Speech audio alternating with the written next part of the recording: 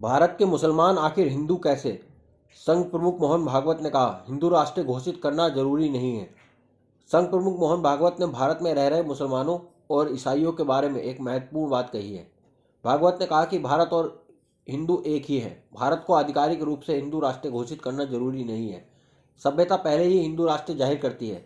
उन्होंने कहा कि शिवाजी महाराज को पूरे भारत में माना जाता है, राणा प्रताप को सारे भारत में माना जाता है। वे थे तो एक ही प्रांत के, बुद्ध बिहार के थे, महावीर बिहार के थे। यह सर्वत्र मान्य है क्योंकि वो हमारा गौरव का मुद्दा है, हमारा सबका समान है। आगे भागवत ने कहा कि ऐसे जो लोग हैं मातृभूमि की भक्ति, पूर्वजों का गौरव और हमारी संस्कृति की विरासत लेकर जो चलते हैं वो सब हिंदू हैं। गुवाहाटी में एक कार्यक्रम में बोलते हुए आरएसएस चीफ ने कहा कि हिंदू को रिलीजियस कॉनोटेशंस, धार्मिक संकेत या अर्थ में नहीं लेना चाहिए। हिंदू धर्म हिंदू संस्कृति यानी खान पान और पूजा पाठ तक सीमित नहीं है, वो समावेशी है और भी लोग के अंदर ले सकती है।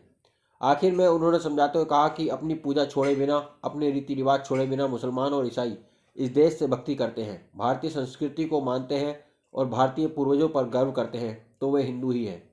अक्सर सवाल उठाए जाते हैं कि क्या आरएसएस ने आज़ादी की लड़ाई में योगदान दिया था। इस पर बोलते हुए भागवत ने कहा कि हम डंका नहीं पीटते हैं, हमने अपना कर्तव्य निभाया। संघ स्थापना के बाद डॉक्टर हेडगेवार सरसंघ चालक बन गए थे तो दांडी मार्च और जंगल सत्याग्रह हुआ। यहाँ जहाँ सागर नहीं था वहाँ जंगल सत्याग्रह हुआ। तो डॉक्टर हेडगेवार अस्थायी रूप से अपना पद किसी और को सौंपकर खुद और उनके साथियों ने जंगल सत्याग्रह में भाग लिया। उनको 1 साल जेल की सजा हुई, 9 महीने जेल में रहना पड़ा। उन्होंने कहा कि संघ के स्वयंसेवक भारत के लिए काम करते हैं, हम सेखी नहीं बगाड़ते।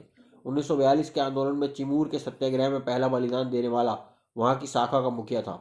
9 लोगों को जेल हुई, उनको फांसी हुई, उसमें 7 लोग स्वयंसेवक थे।